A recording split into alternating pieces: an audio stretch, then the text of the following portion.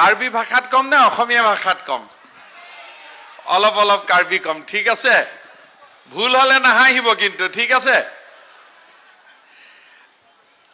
আজি আমাৰ এই কাৰ্বি লামেটামেৰ অধিৱেশনত আমাৰ মাজত উপস্থিত থকা কাৰ্বি লামেটামেৰ সভাপতি শ্ৰী হুকুৰ সিং ৰংপি ডাঙৰীয়া আমাৰ মাজত উপস্থিত কাৰ্বি আলং স্বায়ত্তশাসিত পৰিষদৰ চিএম তুলিৰাম ৰংহাং ডাঙৰীয়া ভাৰতীয় জনতা পাৰ্টিৰ সভাপতি তথা সন্মানীয় বিধায়ক ভৱেশ কলিতা ডাঙৰীয়া অসম বিধানসভাৰ উপাধ্যক্ষ নোমল মমিন ডাঙৰীয়া বিধায়ক ৰূপ সিং তেৰাং ডাঙৰীয়া বিদ্যা সিং ইংলেং ডাঙৰীয়া দৰ সিং ৰংহাং ডাঙৰীয়া কাৰ্বি আলং অট'নমাছ কাউন্সিলৰ স্পিকাৰ লংকি টিমুং ডাঙৰীয়া ডেপুটি স্পিকাৰ ৰিতেশ ইংহি ডাঙৰীয়া ভাৰতীয় জনতা পাৰ্টিৰ সাধাৰণ সম্পাদক ফণীন্দ্ৰনাথ শৰ্মা ডাঙৰীয়া কাৰ্বি লামেটামেৰ সাধাৰণ সম্পাদক লীলাধৰ তেৰং ডাঙৰীয়া আৰু আজিৰ আমাৰ এই সভাত উপস্থিত ইএম সকল এমএসি সকল আৰু মোৰ মৰমৰ ৰাইজ আইসকল আৰু যুৱক যুৱতী বন্ধু বান্ধৱী সকল নেলি কাছিংহম কাৰ্বি আৰাত কেছেংসি নেলি নাংলিতুম কাদো কাবে আফান্তা লামমেট কাছিংহন আ কাৰ্ডম পাজিৰ ইকলো প্ৰথমতে আপোনালোকক সকলোকে এই সাহিত্যৰ উৎসৱৰ অভিনন্দন জনালো কাৰ্বি সাহিত্য সভাৰ 30 সংখ্যক অধিৱেশন উপলক্ষে আয়োজিত মুকলি সভালৈ মোক মুখ্য অতিথি হিচাপে আদৰ সহিত নিমন্ত্ৰণ কৰি অনাৰ বাবে আন্তৰিক শলাগ জ্ঞাপন কৰিছো কাৰ্বি লামেটামে থংকেপ আংডেং নিংকান এছেক আমেপি আলং আলোহি সাৰ্প আমান পেন নাংকেফা আপত নিং আৰং পাৰ্ল লাপেন নাংলিতুম আফান সৰ পাজিৰ ইকলো কাৰ্বিৰ সাহিত্য সাধনাত গোটেই জীৱন উৎসৰ্গা কৰা বিশিষ্ট সাহিত্যিক বংলং তেৰাং লংকাম তেৰং বিদ্যৰ সিং ক্ৰ আদি সকলোকে মই গভীৰ শ্ৰদ্ধাঞ্জলি জনাইছো কাৰ্বি আ লামেট কাপাংছজি আফান কাছে পাদুক কাৰ্লিটাং বংলং তেৰাং লংকাম তেৰং বিদৰ সিং ক্ৰ আ লাংলিতুম আফান নেলি সিকিম ইকলো নন লামেট কাবছে বম আতুম আফান আন্তা নেলি নিং আকলং আ কাৰ্ডম পাজিৰ ইকলো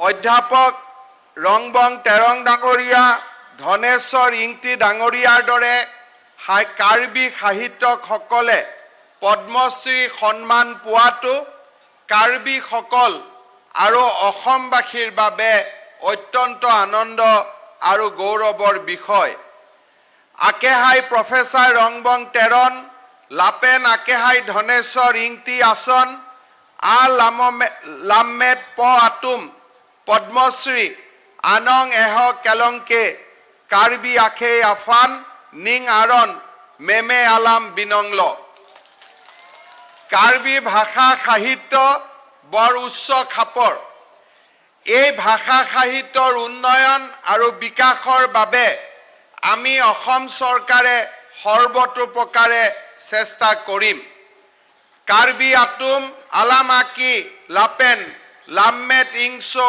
অহ লাহাই কেৰিমজি আফান লাপেন কেপা সানজি আফান নেলি সৰকাৰ আহিন পেন বৰিপন একজি 1937 চনত প্ৰকাশ পোৱা সাহিত্য আলোচনী বীৰতাৰ মতে হিচাপ কৰি চালে কাৰ্বি সাহিত্যৰ বয়স 85 বছৰ পূৰ্ণ হ'ল। কাৰ্বি সাহিত্যৰ ইতিহাস যথেষ্ট পুৰণি বুলি ক'ব পাৰি। সেই তেতিয়াৰ পৰা এতিয়ালৈ কাৰ্বি ভাষা সাহিত্যক ভাল পোৱা সকলে কাৰ্বিৰ সাহিত্য সাধনা অব্যাহত ৰাখিছে। আনন্দৰ কথা এই যে আজি নতুন প্ৰজন্মৰ মাজতো সাহিত্য চৰ্চা কৰা লোকৰ সংখ্যা বাঢ়িছে। 1937 আনিকান কাৰ্বি বীৰতা লামচাই বীৰতা পু কেকলাং চেংপেন লাখা দামলতে কাৰ্বি লামমেট আৰতা তা নিংকান 85 আনপ্লেং টাংলো লাচি কাৰ্বি লামমে তা ফুৰকিম তা আজিৰ ডিং অহল হালাস আহুত পেন ননপু আনতা লামমেট লামচং নিং কেদ কাতুম লামমেট নাং বসে বমলো নিং আৰং মেমে আলাম নন কাৰ্বি অবে কিমি আংবংতা লামমেট কাবসে আফাই বাটো বমলো। কাৰ্বি জনগোষ্ঠীৰ চিন্তা চেতনাক গভীৰভাৱে আন্দোলিত কৰি অহা এক জাতীয় অনুষ্ঠান হৈছে কাৰ্বি লামেটামেই। বিগত দশকসমূহত কাৰ্বি জনগোষ্ঠীক অধিক গতিশীল আৰু প্ৰাণৱন্ত কৰাত কাৰ্বি লামেটামেয়ে অতি গুৰুত্বপূৰ্ণ আৰু সাগৰ সদৃশ ভূমিকা গ্ৰহণ কৰি আহিছে। কাৰ্বি জনগোষ্ঠীৰ গুৰিয়াল সদৃশ এই জাতীয় অনুষ্ঠানৰ অধিৱেশনত আজি মই উপস্থিত থাকিবলৈ পাই অত্যন্ত গৌৰৱ অনুভৱ কৰিছো। পাহাৰ ভৈয়াম উভয়তে বসবাস কৰা কাৰ্বিসকল অসমৰ অন্যতম পুৰণি জনগোষ্ঠী। কলাগুৰু বিষ্ণুপ্ৰসাদ ৰাভাই কাৰ্বিসকলক অসমৰ আৱিষ্কৰ্তা কলম্বাছ ৰূপে অভিহিত কৰি কৈছিল, কালৰ খুঁটেও তেওঁলোকৰ কৃষ্টি আৰু সভ্যতাক উটুৱাই নিব পৰা নাই। কাৰ্বিসকলৰ অসমীয়া আইৰ প্ৰতি দান সামান্য নহয়। উচ্ছৃংখল প্ৰকৃতিৰ কোলাত অতিকায় মহাবলী হিংস্ৰ জীৱ জন্তুৰ মাজত একমাত্ৰ অস্ত্ৰ বল শিলৰ সম্বললৈ ঘূৰা সামান্য সাহৰ কথা নহয়। সেই সাহ আছিল এই কাৰ্বিসকলৰ। সেয়েহে আজি আদিম অসমীয়া প্ৰাচীন অসমীয়া কাৰ্বিসকল বৰ্তমান অসমীয়াৰ চিৰ নমস্য আৰু এই কাৰ্বিসকলৰ প্ৰতি আমি অসমীয়া জাতি চিৰ কৃতজ্ঞ। এই কথা কলাগুৰু বিষ্ণুপ্ৰসাদ ৰাভাই তেওঁৰ ভাষণত উল্লেখ কৰি থৈ গৈছিল। কাৰ্বিসকলৰ সুপ্ৰাচীন প্ৰজ্ঞা আৰু বৰ্ণাঢ্য লোক সংস্কৃতি অসমৰ বাৰেৰহণীয়া কৃষ্টি সংস্কৃতি আৰু ভাষা সাহিত্যৰ অমূল্য ৰত্ন। কাৰ্বি জনগোষ্ঠীৰ কেতবোৰ বৈশিষ্ট্যৰ ভিতৰত উল্লেখযোগ্য হ'ল তেওঁলোকৰ মৌখিক সাহিত্যত থকা কেইটামান অপৰূপ সুন্দৰ প্ৰেম কাহিনী। অসম সাহিত্য সভাৰ প্ৰাক্তন সভাপতি বিশিষ্ট কথাশিল্পী হোমেন বৰগোহাঁই ডাঙৰীয়াই লিখিছিল, কাৰ্বি সাহিত্যৰ এই সুন্দৰ প্ৰেম কাহিনীবোৰ বিশ্ব সাহিত্যৰ অমূল্য সম্পদ ৰূপে পৰিগণিত হ'ব পাৰে। শতাধিক বছৰ আগতে নিৰক্ষৰ কাৰ্বিসকলৰ মুখে মুখে ৰচনা কৰিছিল ৰামায়ণৰ কাৰ্বি সংস্কৰণ সাবিন আলুম, যাক আক্ষৰিক অনুবাদ নুবুলি মৌলিক সাহিত্যৰ কৰ্মৰূপে অভিহিত কৰিব পৰা যায়। কাৰ্বি পাহাৰৰ নৈসৰ্গিক সৌন্দৰ্য আৰু কাৰ্বিসকলৰ স্বাভাৱিক কল্পনাৰ প্ৰতিভা, এই দুয়োটাই মিলি কাৰ্বিসকলৰ চৰিত্ৰ, মানসিকতা আৰু জীৱনধাৰাক বিশেষ সৌন্দৰ্যৰে মণ্ডিত কৰিছে। হোমেন বৰগোহাঁই ডাঙৰীয়াই কাৰ্বিসকলৰ বিষয়ে এইদৰে কৈ থৈ গৈছিল, লোক সাহিত্য চৰ্চাৰ চহকী পৰম্পৰাৰ অধিকাৰী কাৰ্বি জনগোষ্ঠীয়ে বৃহত্তৰ অসমীয়া জাতিৰ অগ্ৰগামী যাত্ৰাক নতুন গতি দিছে। এই চহকী জনগোষ্ঠীটোৰ ভাষা আৰু সাহিত্যৰ সুপৰিকল্পিত বিকাশ আৰু শ্ৰীবৃদ্ধিত অহো পুৰুষাৰ্থ কৰি আহিছে কাৰ্বি লামে তামে। 1966 চনৰ 27 মাৰ্চত প্ৰতিষ্ঠা হোৱা এই সাহিত্য অনুষ্ঠানটোৱে বিগত 5 দশকৰো অধিক কাল কাৰ্বি ভাষা আৰু সাহিত্যক স্বকীয় ৰূপত উজ্বলাই তোলাৰ বাবে এক উপযুক্ত মঞ্চ তৈয়াৰ কৰিবলৈ সক্ষম হৈছে। মই আজিৰ এই অনুষ্ঠানতে কাৰ্বি লামে তামেৰ জন্মদাতা আৰু আজি যিসকলে এই সাহিত্য সভাক নেতৃত্ব দি আহিছে তেওঁলোকক মই বহুত বহুত ধন্যবাদ আৰু অভিনন্দন জ্ঞাপন কৰিছো। আজিৰ এই শুভক্ষণত কাৰ্বি জনগোষ্ঠীৰ জাতীয় অনুষ্ঠানৰ প্ৰতিষ্ঠানত মুখ্য ভূমিকা লোৱা পুৰোধা ব্যক্তিসকল ক্ৰমে লংকাম তেৰণ, ৰংবং তেৰং, ধনীৰাম লংপি, জয়সিং দলৈ, ছাৰ ৰংপি, দুৰমেন মিলিক, কেহাই বে, লুনছে টিমুং, ৰুলেণ্ডু ইংটি, মোহন সিং তেৰণ, ধনীৰাম তেৰণকে ধৰি জনগোষ্ঠীটোৰ জ্ঞাত অজ্ঞাত প্ৰতিগৰাকী ব্যক্তিৰ প্ৰতি মই মোৰ শ্ৰদ্ধা নিবেদন কৰিছো।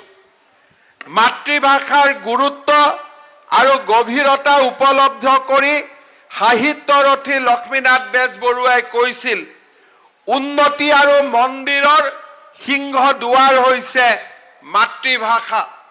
মাতৃভাষাৰ প্ৰতি থকা অম্লান প্ৰেমেই এটা জাতিক স্বমহিমাৰে মহিমামণ্ডিত হৈ বিশ্ব মানচিত্ৰত জীয়াই থাকিবলৈ সাহস আৰু প্ৰেৰণা দিয়ে।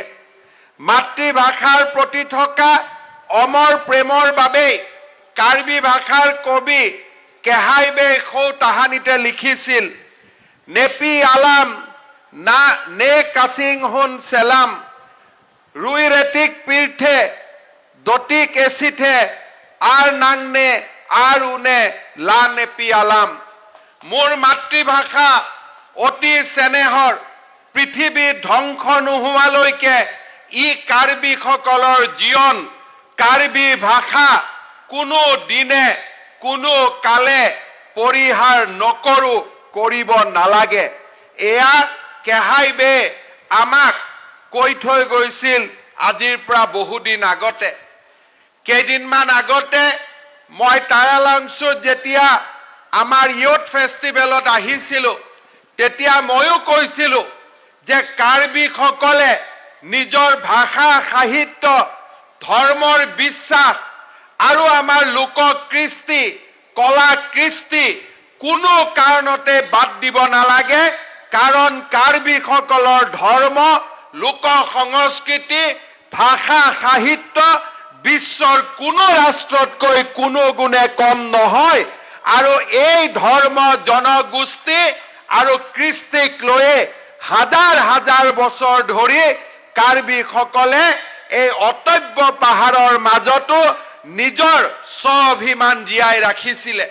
আৰু সেইবাবে মই কাৰ্বি লোকসকলক কাৰ্বি ৰাইজক অনুৰোধ কৰিম, ভৰিৰ তলৰ মাটি কোনো কাৰণতে এৰি নিদিব। কাৰণ ভৰিৰ তলৰ মাটি যদি এৰি দিও তেতিয়াহ'লে আমাৰ পুৰণৰ আমাৰ যিসকল বংশ যাৰ পৰা আমি জন্ম হৈছো তেওঁলোকক আমি অপমান কৰা হ'ব।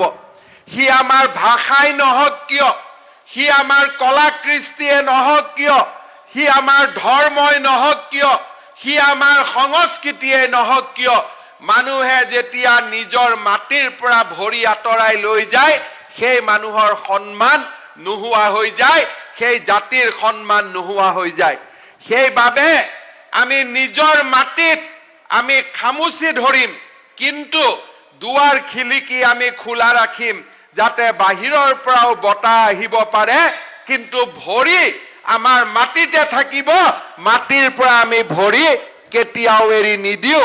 এই কাৰ্বি জনগোষ্ঠীৰ ভৱিষ্যতৰ দিনৰ পৰিকল্পনা হ'ব লাগে মাতৃভাষাৰ শ্ৰীবৃদ্ধিৰ বাবে যিকোনো জাতি বা জনগোষ্ঠীয়ে নিজৰ অভ্যন্তৰত মন্থন আৰু চিন্তনৰ স্ফুলিংগ সৃষ্টি কৰিব লাগিব কেৱল গাইগুটীয়া প্ৰচেষ্টাৰে কোনো জাতিৰ ভাষা সাহিত্যৰ বিকাশ সম্ভৱ কৰি তুলিব নোৱাৰি ইয়াৰ বাবে প্ৰয়োজন সুপৰিকল্পনা আৰু সংঘবদ্ধ প্ৰয়াস অৰ্থাৎ আমাৰ যদি জাতিটো জীয়াই থাকিব লাগে এজন তুলিৰাং ৰংহাং বা এজন ৰংবং তেৰাঙে কাম কৰিলে যথেষ্ট নহব ইয়াৰ বাবে লাগিব আমাৰ সকলোৰে প্ৰচেষ্টা যাক আমি ইংৰাজীত কওঁ কালেক্টিভ এফৰ্ট সকলো মানুহে নিজৰ এই প্ৰয়াসত অৰিহণা জনাব লাগিব কাৰ্বি লামেটামেৰ গঠনৰ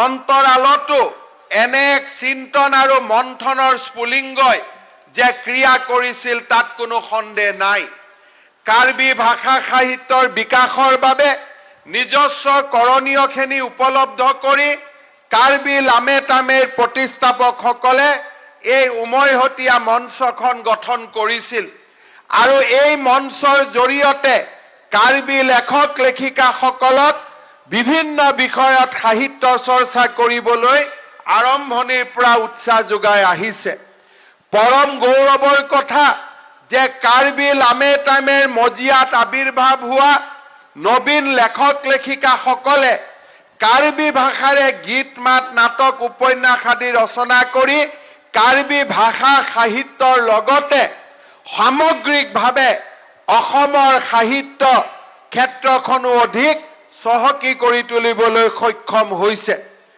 তদুপৰি কাৰ্বি ভাষাত প্ৰাথমিক বিদ্যালয়সমূহত এটা লেংগুৱেজ হিচাপে প্ৰৱৰ্তন কৰি কাৰ্বি লামেটামে তাত প্ৰশংসনীয় ভূমিকা গ্ৰহণ কৰিছিল আৰু আজি আমাৰ কাৰ্বি আলং অট'নমাছ কাউন্সিলৰ পৰাও আপোনালোকে তুলিৰাম ৰংহাঙৰ মুখেদি যিবিলাক ঘোষণা শুনিলে তাৰ পৰা মই বিশ্বাস কৰোঁ যে অনাগত দিনত কাৰ্বি লেংগুৱেজ কাৰ্বি ভাষা সাহিত্য আৰু বহু দূৰ আগুৱাই যাব সাহিত্যৰ ক্ৰমবিকাশত লোক সাহিত্যৰ অৱদান বহুমূলীয়া সাহিত্যৰ জন্ম ক'ৰ পৰা হয় লোক সাহিত্যৰ পৰা আমাৰ যি জনগোষ্ঠীৰ প্ৰাচীন সাহিত্য চিন্তা চৰ্চা গাঁৱত কেনেকৈ কথা পাতো কি খাওঁ কি ধৰণে ভগৱানক উপাসনা কৰোঁ এই গোটেইবিলাক হ'ল লোক সাহিত্যৰ অৱদান আমি কেনেকৈ জুম খেতি কৰোঁ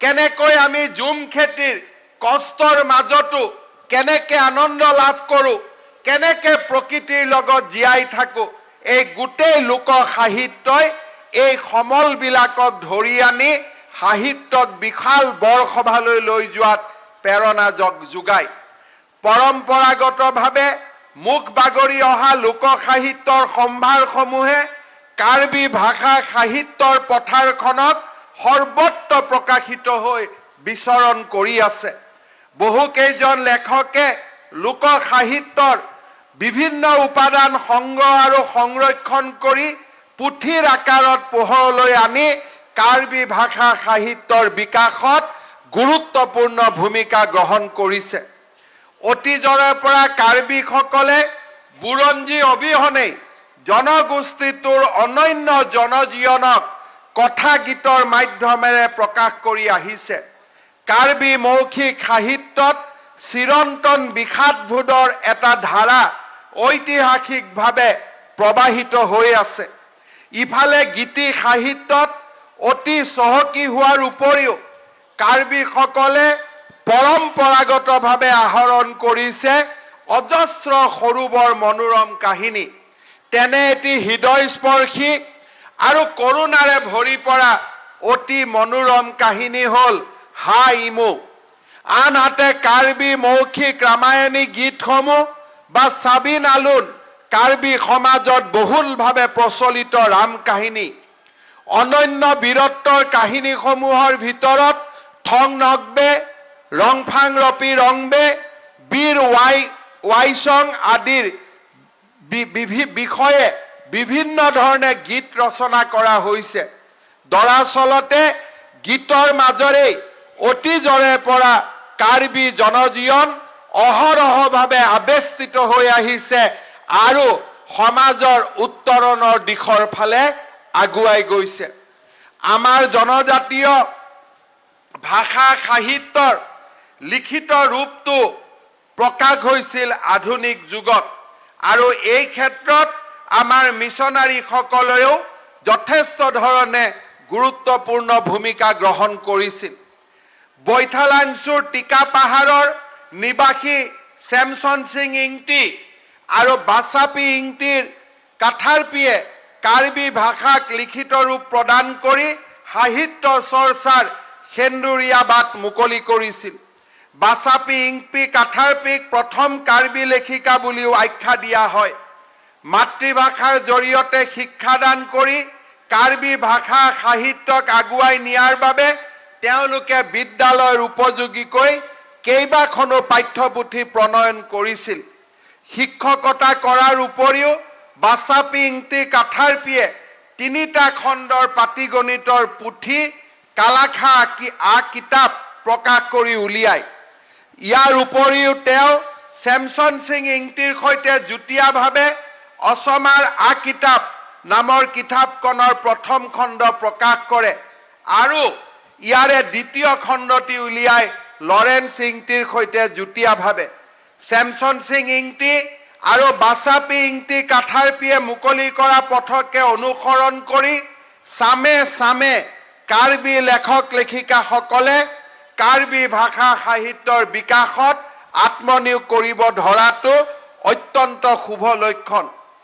কাৰ্বি ভাষা সাহিত্যৰ উন্নতি সাধনত যিসকল ব্যক্তিয়ে অগ্ৰণী ভূমিকা লৈছে সেইসকলৰ ভিতৰত কাৰ্বি ভাষা সাহিত্য সংস্কৃতিৰ গৱেষণাৰ বাটকটীয়া স্বৰূপ ৰংবং তেৰঙৰ নাম প্ৰথমে ল'বই লাগিব।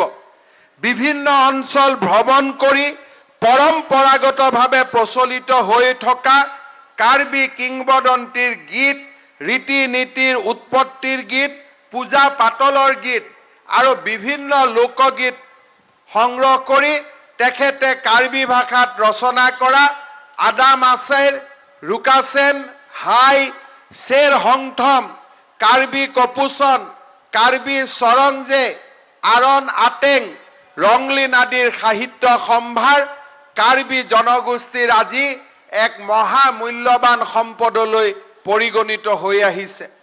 কাৰ্বি ভাষা সাহিত্যৰ বিকাশত এসময়ত কটন কলেজত শিক্ষা গ্ৰহণ কৰা কেহাইবেৰ অৱদান নিঃসন্দেহে যথেষ্ট গুৰুত্বপূৰ্ণ। ৱাৰ্টন কুমাৰ বে ছদ্ম নামেৰে থৈ আব মংবে নামৰ গীতৰ সংকলনৰ পুথি এখন প্ৰকাশ কৰি 70ৰ দশকতে তেখেতে কাৰ্বি ভাষা সাহিত্যলৈ ৰোমান্টিক ভাৱাদৰ্শৰ নতুন চেতনা কঢ়িয়াই আনিছিল। 60ৰ দশকত পীঠে কিমিৰ পাততে সাহিত্য চৰ্চাৰ পাতনি মেলা কাৰ্বি সাহিত্য সংস্কৃতিৰ সাধক লংকাম তেৰণেও কাৰ্বি ভাষা সাহিত্য জগতলৈ অনবদ্য অৱদান আগবঢ়াই থৈ গৈছে।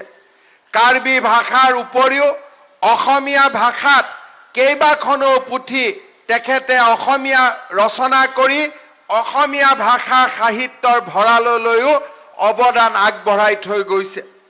যি কেইগৰাকী সাহিত্যিকৰ ৰচনাৰাজিয়ে কাৰ্বিসকলক নতুনকৈ আৱিষ্কাৰ কৰিবলৈ অসমবাসী তথা ভাৰতবাসীক সুযোগ দিলে তেখেত হৈছে আমাৰ সকলোৰে আদৰৰ ৰংবং তেৰাং। কাৰ্বি সমাজৰ প্ৰেৰণাৰ উৎস, ৰংমিলিৰ হাঁহিৰ স্ৰষ্টা ৰংবং তেৰং আধুনিক যুগৰ শ্ৰেষ্ঠ অসমীয়া লেখকসকলৰ এজন অন্যতম। কবিত্বময় সুষমাৰে লিখা কেইবাখনো উপন্যাসৰ জৰিয়তে তেখেতে কাৰ্বিসকলৰ বিশিষ্ট জীৱনধাৰাক চিত্ৰিত কৰি বিশ্ববাসীৰ লগত কাৰ্বিসকলক চিনাকি কৰাই দিছিল। সন্দেহ নাই যে তেওঁৰ আৰ্হিয়ে অন্যান্য প্ৰতিভাৱান কাৰ্বি লেখকসকলকো উৎকৃষ্ট সাহিত্য সৃষ্টি কৰিবলৈ উৎসাহিত কৰিছে। নৱযুগৰ পাতত অসমীয়া ভাষাত লিখা প্ৰেতাত্মা নামৰ চুটি গল্পৰে আত্মপ্ৰকাশ কৰি ৰংবং তেৰাঙে অসমীয়া ভাষাৰ লগতে কাৰ্বি ভাষাত বিভিন্ন ৰচনাৰে সাহিত্যৰ ভঁৰাললৈ বিশেষ অৱদান আগবঢ়াই আহিছে। কাৰ্বি ভাষাৰ পৰিচয়মূলক ব্যাকৰণ, কাৰ্বি লামকুৰু, কাৰ্বি ইংৰাজী অসমীয়া অভিধান, কাৰ্বি লামতাচাম, কাৰ্বি ধাৰাপাঠ, কাৰ্বি কালাখা কিতাপ, কাৰ্বি ভাষালৈ অনুদিত পুথি মহাত্মা গান্ধী আৰু শ্ৰীমদ ভাগৱত গীতা আদি তেখেতৰ মূল্যৱান গ্ৰন্থ। কাৰ্বি ভাষাত ৰচিত তেখেতৰ একমাত্ৰ উপন্যাস হেমতুং চাম্প্ৰিদাং আলুন, উপৰিও পদ্মশ্ৰী ৰংবং তেৰাংদেৱে চুটিগল্প, উপন্যাস, প্ৰবন্ধ, কবিতা, গীত আদিৰে সাহিত্যৰ ভঁৰাল চহকী কৰিছে। এইখিনিতে মই স্মৰণ কৰিব খোজো ৰংবং তেৰাং ডাঙৰীয়াই লিখা এটা অতি সুন্দৰ কবিতা। অসমীয়াতে তেখেতে লিখিছিল, তিমিৰা চন্নই এই কাৰ্বি আলঙত পোহৰ বিলাও, আমি পোহৰ বিলাও, যুগ যুগলৈ অজ্ঞান ৰাক্ষসীক জ্ঞান প্ৰদীপেৰে বিনাশ কৰাও, কাৰ্বি কছাৰী ডিমাচা ৰেংমাৰে অসমীয়াই শিৰ উজ্বলাও, থৈ ইংলঙৰ চেনেহ দোলেৰে মহান অসমীয়া জাতি গঢ়াও। এয়া আছিলে ৰংবং তেৰঙে তিমিৰা চন্নই এই কাৰ্বি আলঙত নামে লিখি থৈ যোৱা এক সুন্দৰ কবিতা। অসমীয়া সাহিত্যৰ লগতে কাৰ্বি সাহিত্যলৈও বিশিষ্ট বৰঙণি আগবঢ়াই যোৱা আন এগৰাকী সাহিত্যিক হৈছিল চামসিং হানছে। অসমীয়া লিপিৰে কাৰ্বি ভাষাত লিখা তেওঁৰ সম্পাদিত চাবিন আলুন কাৰ্বি সাহিত্যৰ অমূল্য সম্পদ। দুকুৰি এটা কবিতা সন্নিৱিষ্ট তেখেতৰ কাব্য সংকলন কুমলিনৰ বিষয়ে কাৰ্বি সাহিত্য সংস্কৃতি নামৰ গ্ৰন্থখনত ৰংবং তেৰাংদেৱে মন্তব্য আগবঢ়াইছিল। তেখেতে কৈছিল, কুমলিমে আধুনিক কাৰ্বি কবিতাৰ ইতিহাস ৰচনা কৰিলে। ৰোমান্টিক ভাৱৰ আদৰ্শৰে সঞ্জীৱিত হৈ কুমলিনে এই নতুন চেতনাক আদৰি আনিলে। কাৰ্বি ভাষা সাহিত্যৰ মজিয়াখন জীপাল কৰি ৰখাত প্ৰচেষ্টা আগবঢ়োৱা আন এগৰাকী সাহিত্যিক হ'ল বিদৰ সিং ক্ৰো।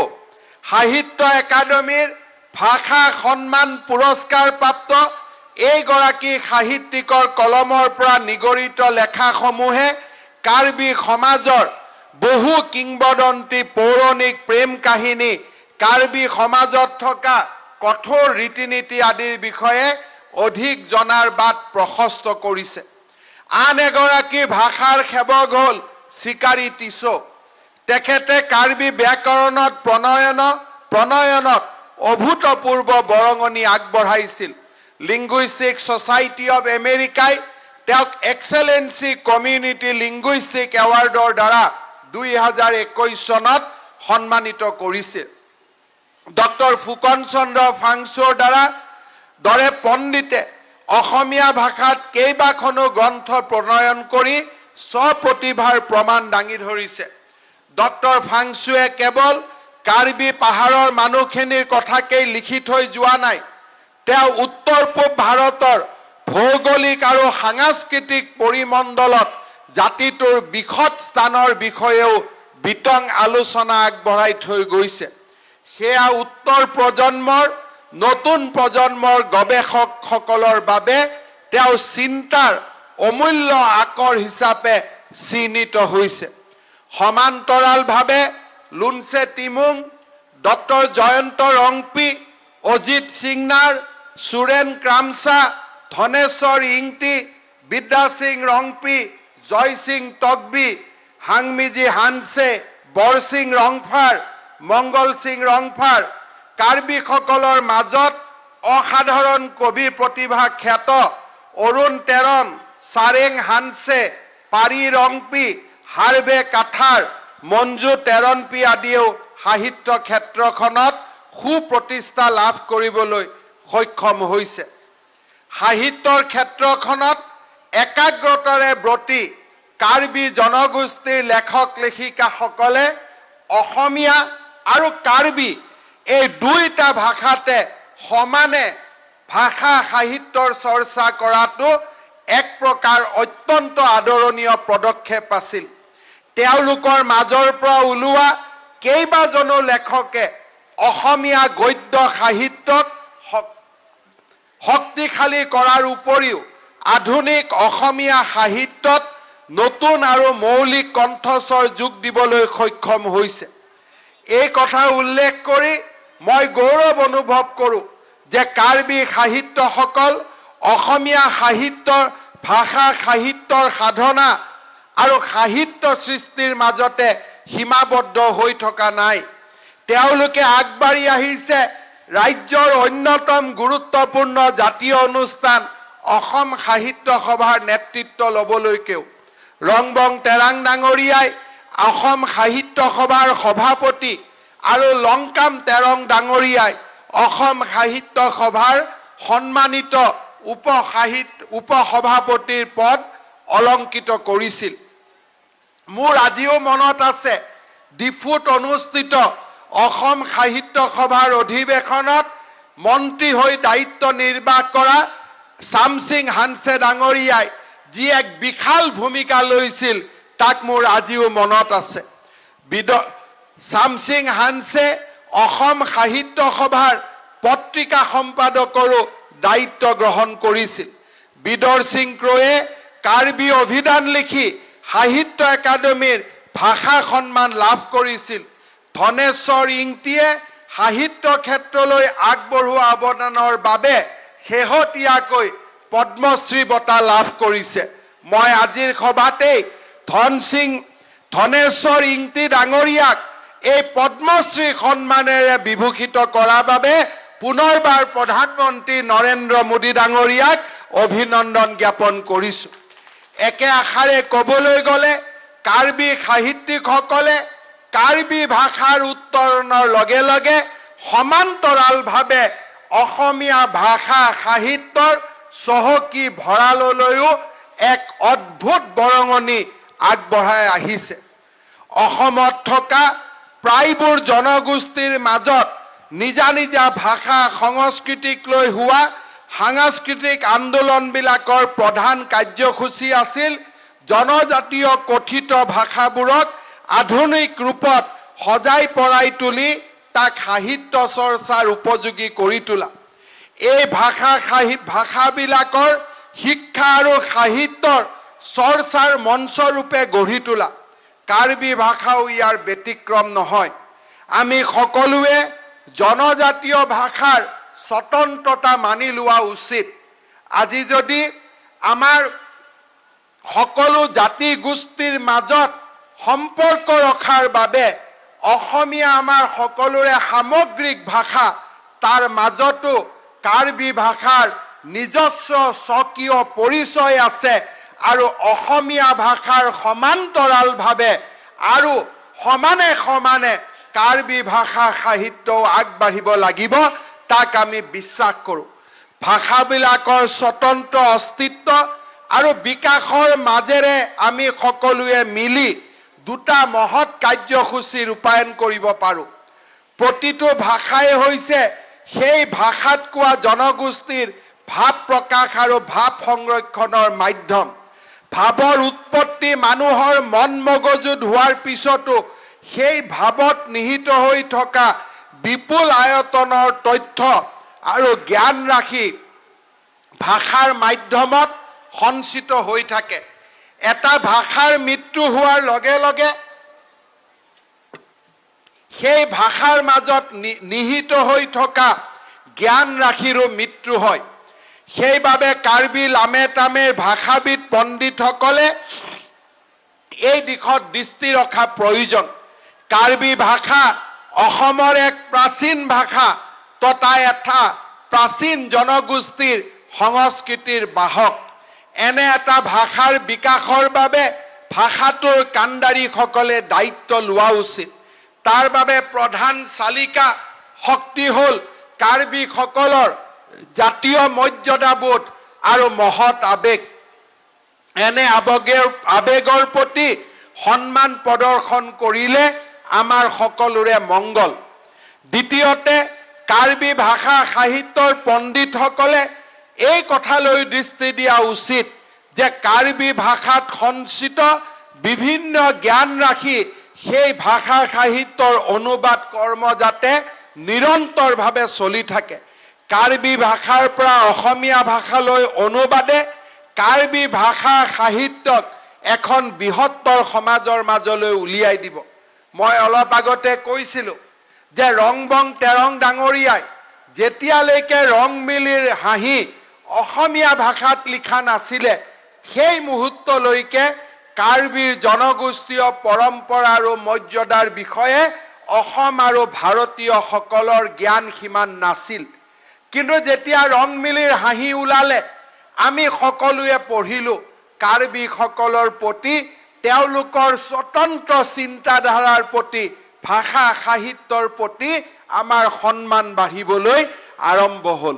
সেইবাবে মই আহ্বান জনাওঁ যে অনুবাদ সাহিত্য কাৰ্বি ভাষাত আমি যি লিখিছোঁ তাক অসমীয়া হিন্দী ইংৰাজীলৈ অনুবাদকৰণৰ কাম নিৰন্তৰভাৱে চলি থাকিব লাগে যাতে কাৰ্বিসকলে বিশ্বৰ বহল সভাত এটা স্বতন্ত্ৰ জাতি হিচাপে প্ৰগতিশীল আধুনিক জাতি হিচাপে মৰ্যাদা পাব পাৰে। কাৰ্বি ভাষা আৰু সাহিত্যৰ অস্তিত্ব ৰক্ষাৰ বাবে কাৰ্বি লামে তামে কেতেবোৰ বাস্তৱবাদী দৃষ্টিভংগী গ্ৰহণ কৰিব পাৰে। তেওঁলোকে কাৰ্বি ভাষা সাহিত্যৰ চৰ্চা কৰি থকাৰ লগতে সমান্তৰালভাৱে ইংৰাজী হিন্দী অসমীয়া ভাষাটো পুথিসমূহ প্ৰণয়নৰ ব্যৱস্থা কৰক। বহল সমাজলৈ কাৰ্বি সাহিত্য সংস্কৃতিক উলিয়াই দিয়ক আৰু কাৰ্বি সমাজৰ লগতে কাৰ্বি সাহিত্যৰ লগতে ভাৰতৰ আন আন ভাষা সাহিত্যলৈও আমাৰ অনুবাদ আৰু ৰূপান্তৰৰ কাম চলি থাকক। গ্ৰেট ব্ৰিটেনৰ যিসকল স্কটছ ৱেলছ আৰু আইৰিছসকল আছে তেওঁলোকে নিজৰ ভাষা সাহিত্যও চৰ্চা কৰে আৰু ইংৰাজী সাহিত্যও চৰ্চা কৰে। আমি ইতিমধ্যে সকলোৱে জানে যে ৰাজ্য চৰকাৰে খিলঞ্জীয়া জাতি জনগোষ্ঠীসমূহৰ ভাষা কলা কৃষ্টিসমূহক আগুৱাই লৈ যাবৰ বাবে আমি নিৰন্তৰভাৱে ব্যৱস্থা গ্ৰহণ কৰিছোঁ। ইতিমধ্যে তুলিৰাম ৰংহাং ডাঙৰীয়াই তেখেতসকলৰ কাৰ্বি আলঙৰ স্বায়ত্তশাসিত পৰিষদৰ পৰা লোৱা কেইবাটাও গুৰুত্বপূৰ্ণ ভূমিকাৰ কথা কৈছে। এই বছৰ আমাৰ বাৰ্ষিক বাজেটত আমি 29 কোটি টকা ৰাখিছোঁ যাতে ভাষা গৌৰৱ কাৰ্যসূচীটোক নেক্সট ফেজলৈকে আমি আগুৱাই লৈ যাব পাৰোঁ। কাৰ্বি লামে তামে উপযুক্ত প্ৰকল্প দিয়াৰ লগে লগে কাৰ্বি লামে তামেকো এই পুঁজিৰ পৰা উপযুক্ত বৰঙণি আগবঢ়োৱাৰ প্ৰতিশ্ৰুতি মই আজিৰ সভাতে দোহাৰিছোঁ। ইতিমধ্যে আমাৰ ৰাজ্যখনৰ চৰকাৰৰ পৰা লুনছে টিমুং নীলাম্বৰ ৰংপি ৰূপসিং তেৰং সিং ক্ৰ মংগল সিং বে প্ৰমুখ্যে বহু কেইজন কাৰ্বি সাহিত্যিকক সাহিত্যিক পেঞ্চন আগবঢ়োৱা হৈছে আৰু অনাগত দিনতো আমি কাৰ্বি লামে তামেৰ লগত আলোচনা কৰি কাৰ্বি সাহিত্যৰ লগত জড়িত লোকসকলক সাহিত্যিক পেঞ্চনৰ দৰে সন্মানেৰে বিভূষিত কৰাৰ বাবে আমি চেষ্টা কৰি থাকিম।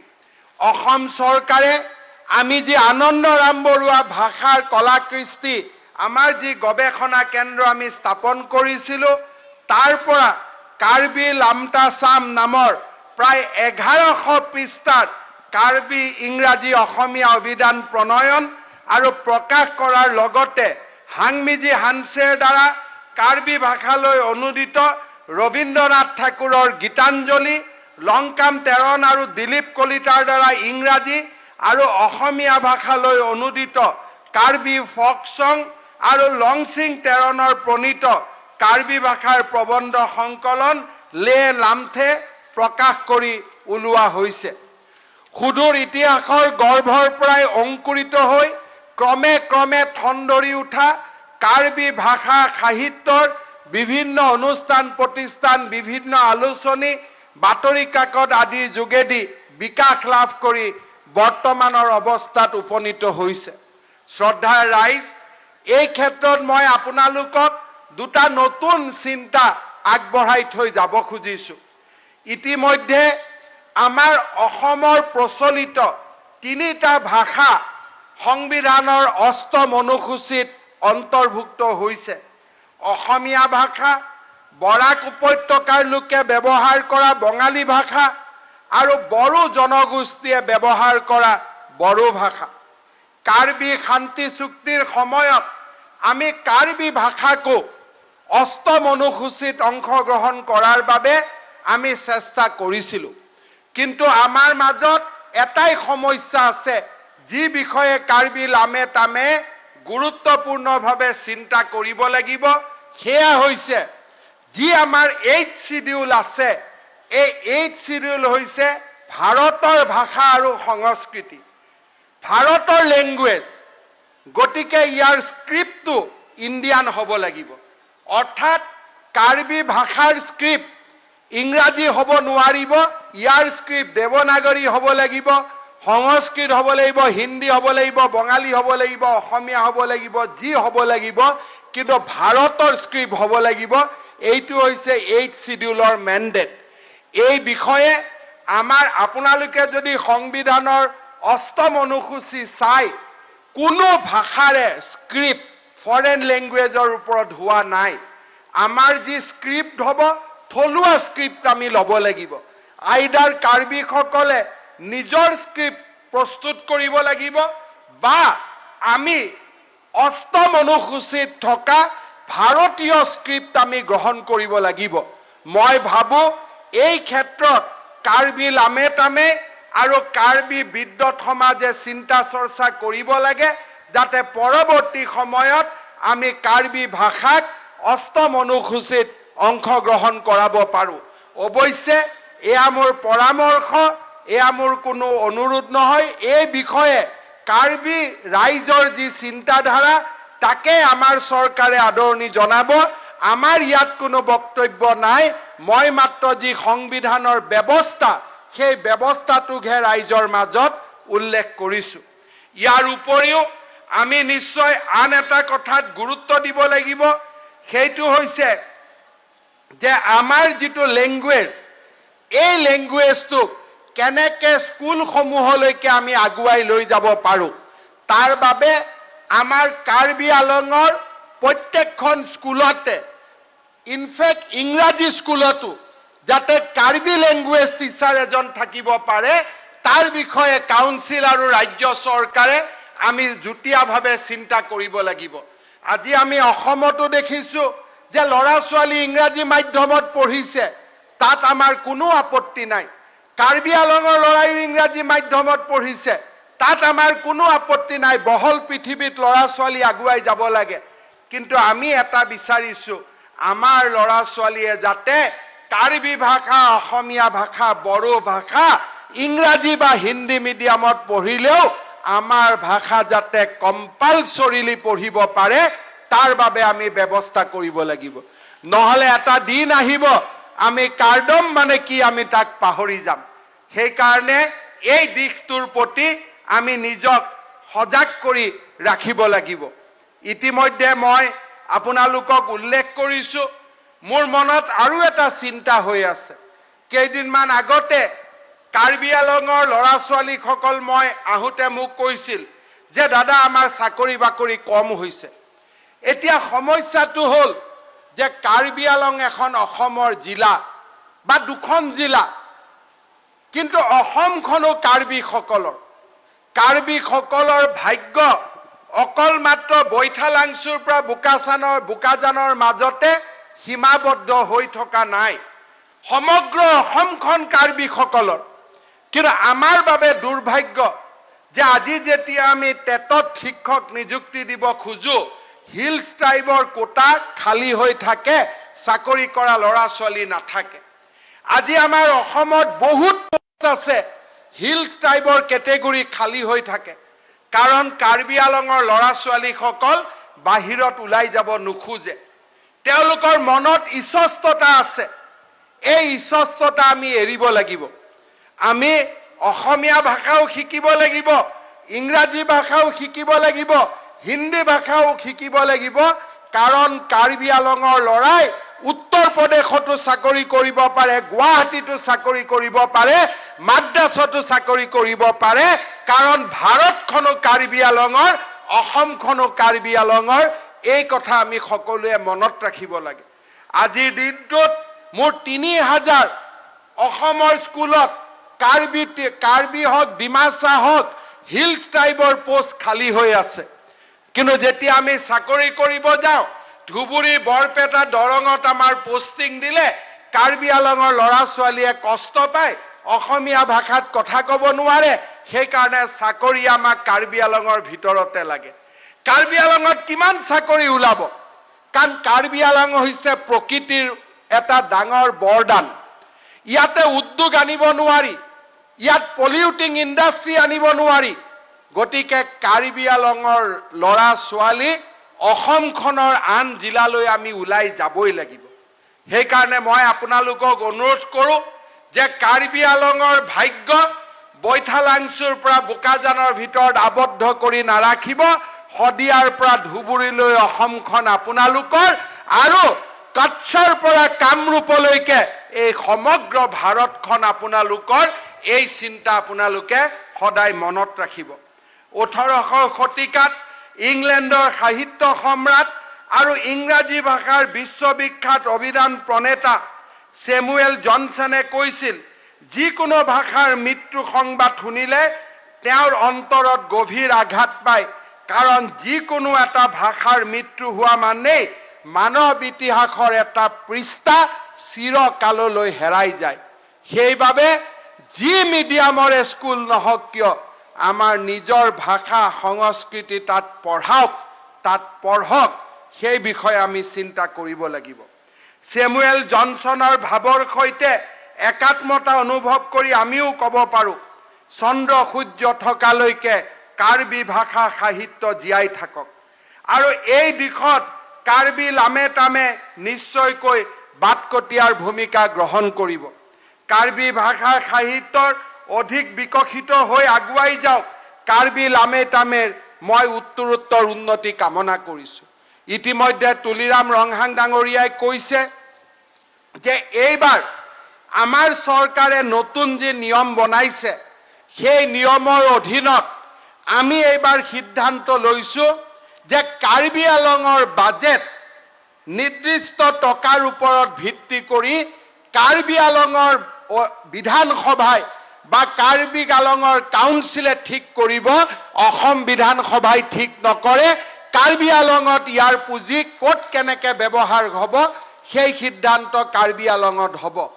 তাৰ পৰিপ্ৰেক্ষিতত কাৰ্বি আলঙৰ স্বায়ত্তশাসিত পৰিষদৰ হাতত এতিয়া পুঁজিৰ পৰিমাণ বৃদ্ধি পাব, আৰু কাৰ্বি আলঙৰ বাবে কাম কৰিবলৈ তেওঁলোকে সুবিধা পাব। কাৰ্বি লামেটামে মোক অনুৰোধ কৰিছে যে 8th শিডিউলত লেংগুৱেজ আনিব লাগে। তাৰ বিষয়ে মই মোৰ উল্লেখযোগ্য কথাখিনি মই উল্লেখ কৰিছোঁ।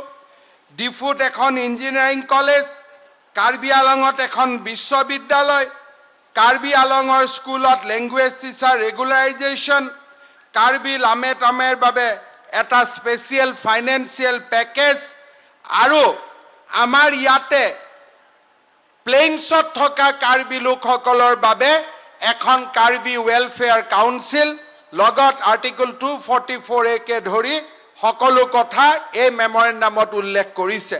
আমি এই সকলো কথাই অত্যন্ত গুৰুত্ব সহকাৰে বিবেচনা কৰিম, আৰু কাৰ্বি লামেটামেক আৰ্থিকভাৱে সম্পূৰ্ণ শক্তিশালী কৰি তোলাৰ বাবে ৰাজ্য চৰকাৰে সকলো ফালৰ পৰা সহায় কৰিব বুলি মই পুনৰবাৰ প্ৰতিশ্ৰুতি আগবঢ়াইছোঁ। শ্ৰদ্ধাৰ ৰাইজ, আমি কওঁ চিৰ চেনেহী মোৰ ভাষা জনমী, অৰ্থাৎ মোৰ ভাষা জননী মোৰ চিৰ চেনেহী। নেপি আলামনে কাচিং হম চেনাম, মোৰ ভাষা, মোৰ সাহিত্য মোৰ বাবে জননী, মোৰ বাবে চিৰ চেনেহী।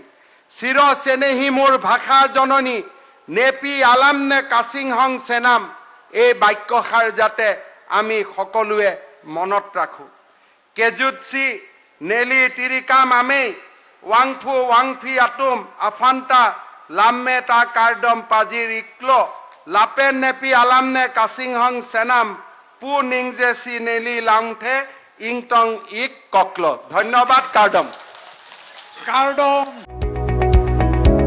কবিতা প্ৰেমিকসকলৰ বাবে এটা নতুন খবৰ আপোনালোকৰ মন সজীৱ আৰু সতেজ কৰি তুলিবলৈ 21টা কবিতাৰে সজাই পৰাই কবি সুমি ৰহমানে প্ৰকাশ কৰিছে এখনি কবিতা পুথি বিহগী মন বিহগী মন কবিতা পুথিখন আপোনাৰ হাতত পাবলৈ যোগাযোগ কৰক এই নম্বৰত এই ঠিকনাত যোগাযোগ কৰক